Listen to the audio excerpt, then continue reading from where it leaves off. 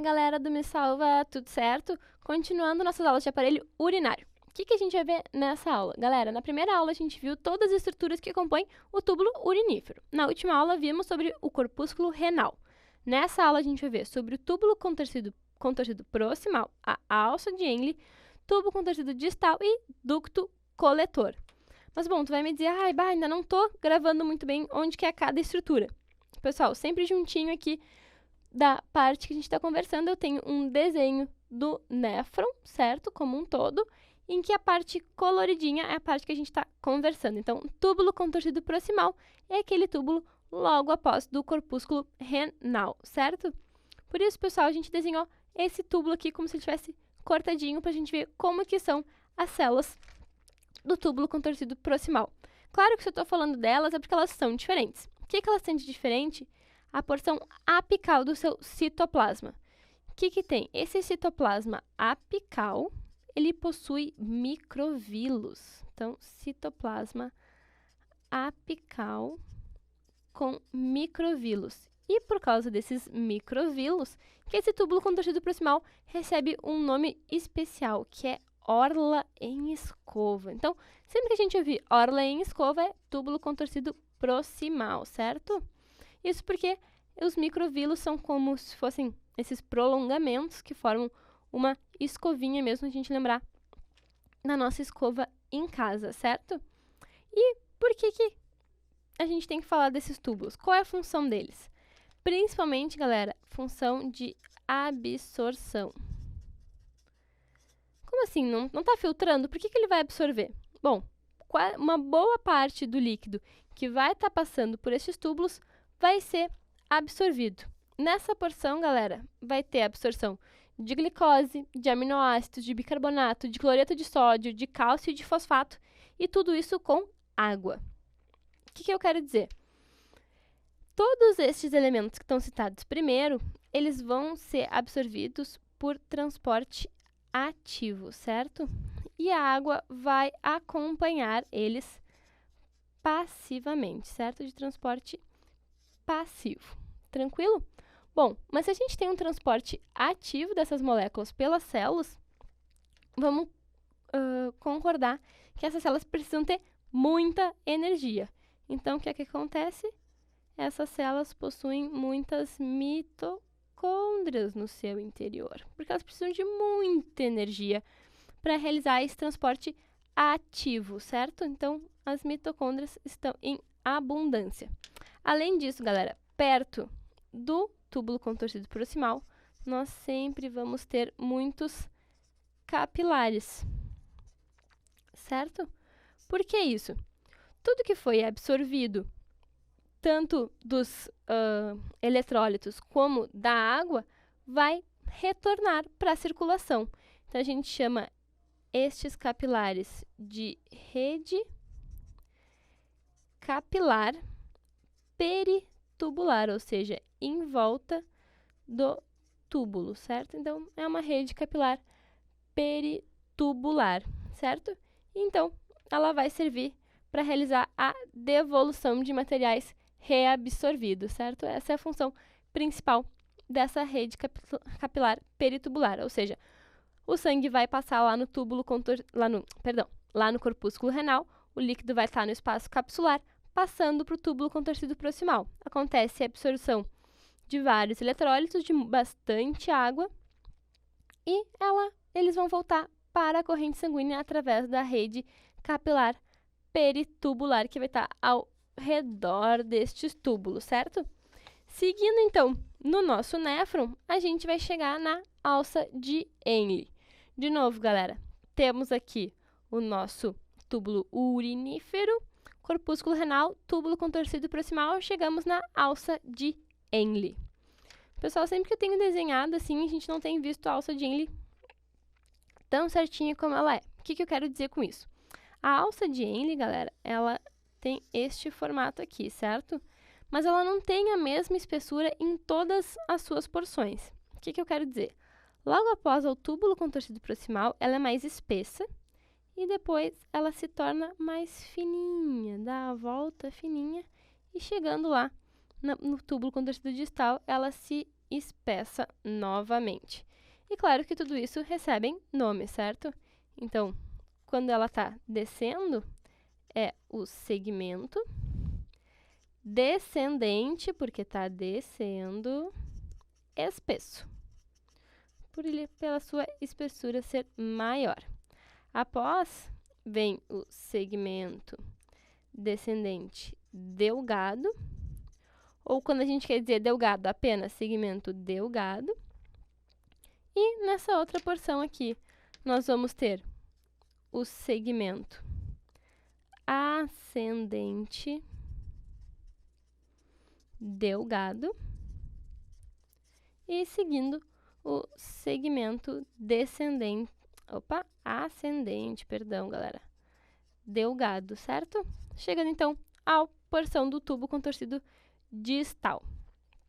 Galera, uma característica bem importante da alça de Henle é que ela vai possuir o interstício medular, ou seja, a porção extracelular entre as células, né, da matriz extracelular, tem a característica dele ser hipertônico. Isso vai fazer, pessoal, essa hipertonicidade, ou seja, uma quantidade maior de eletrólitos, com que nessa porção nós também tenhamos bastante retenção de água, certo? E isso vai levar, consequentemente, a uma urina concentrada. Ou seja, se nós estamos ingerindo pouca água, por exemplo, a gente vai ter maior retenção de água nessa porção, para que a gente não fique excretando ao final muita água, que é importante para a homeostase, para o equilíbrio do nosso corpo. Por isso que a gente chama que a nossa urina ela é concentrada, devido principalmente à retenção de água que vai estar acontecendo em toda a porção do néfron, mas na alça de Henle também acontece dessa maneira, pelo interstício medular ser hipertônico, certo? Bom, o líquido passou pelo túbulo contorcido, pela alça de Henle, vai chegar no túbulo contorcido distal, certo? Novamente, pessoal, nós temos o nosso desenho aqui, o túbulo contorcido distal é esta parte. O que nós vamos ter no túbulo contorcido distal? A gente vai ter a reabsorção de íons como o sódio e o bicarbonato e secreção de potássio e amônia para que eles sejam excretados, certo? Isso aqui vai ser excretados na urina.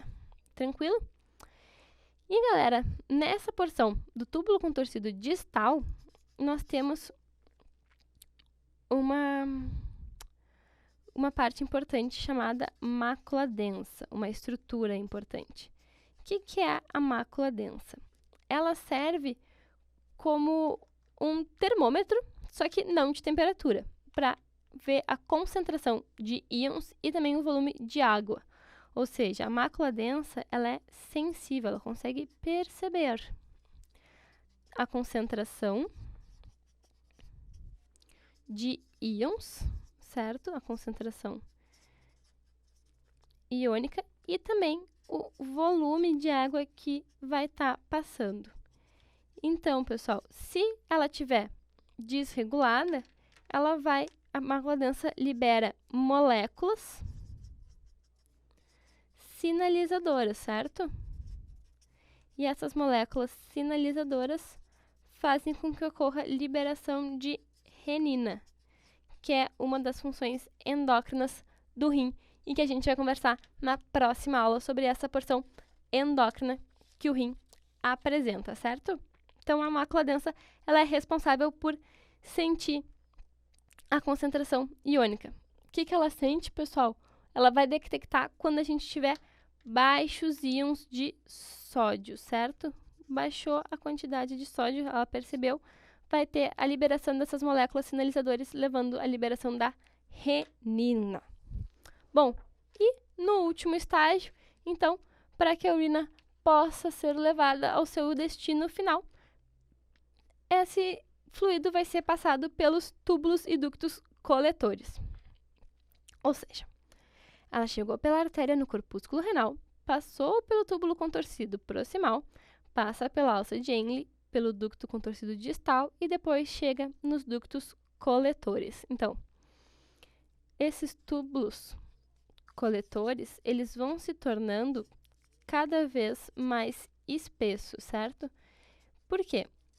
Porque vão chegando vários túbulos contorcidos distais de vários néfrons, certo?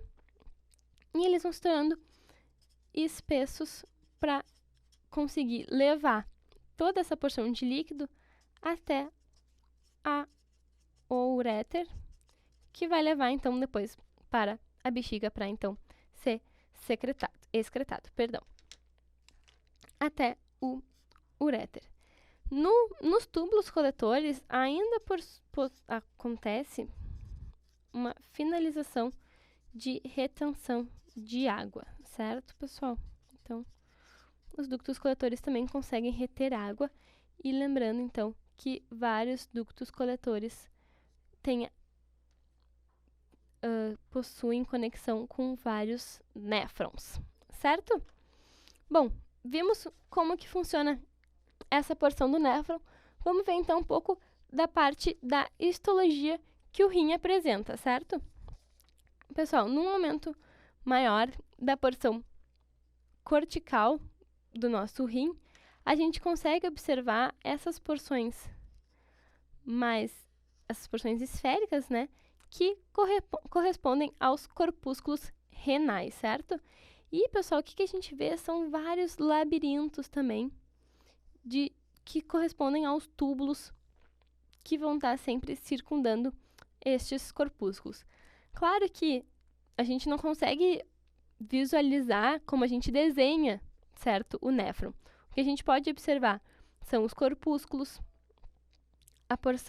na porção medular, nós temos as porções, os feixes, como se fossem a parte da medular, e também os nossos ductos.